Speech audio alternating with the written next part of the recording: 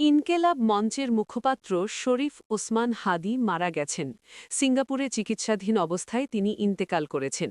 ইন্না লিল্লাহি ওয়া ইন্না ইলাইহি রাজিউন।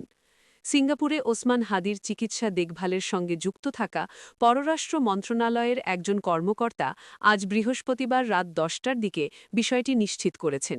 ইনকেলাব মঞ্চের ফেসবুক পেজেও ওসমান হাদির মৃত্যুর খবর জানানো হয়েছে।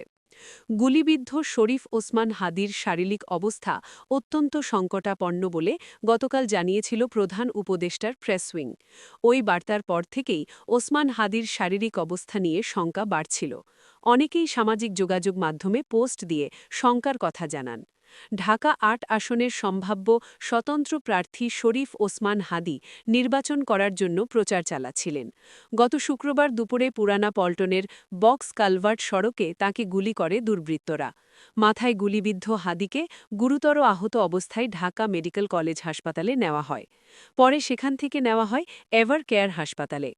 গত সোমবার দুপুরে উন্নত চিকিৎসার জন্য ওসমান হাদিকে এয়ার অ্যাম্বুলেন্সে করে সিঙ্গাপুরে নেওয়া হয়। তার সঙ্গে তার ভাই ছাড়াও বাংলাদেশি চিকিৎসক ও নার্সরা গিয়েছিলেন। ওসমান হাদির ওপর গুলিবর্ষণকারী হিসেবে ফয়সাল করিম মাসুক নামে একজনকে চিহ্নিত করেছে আইন শৃঙ্খলা রক্ষাকারী বাহিনী। তার সহযোগী আলমগীর শেখ মোটরসাইকেলের চালক ছিলেন বলে তথ্য পেয়েছে পুলিশ ও র্যাব। এই দুজন অবৈধভাবে সীমান্ত পাড়ি দিয়ে ভারতে পালিয়ে গেছেন বলে তদন্ত সংশ্লিষ্ট কয়েকটি সূত্র জানিয়েছে।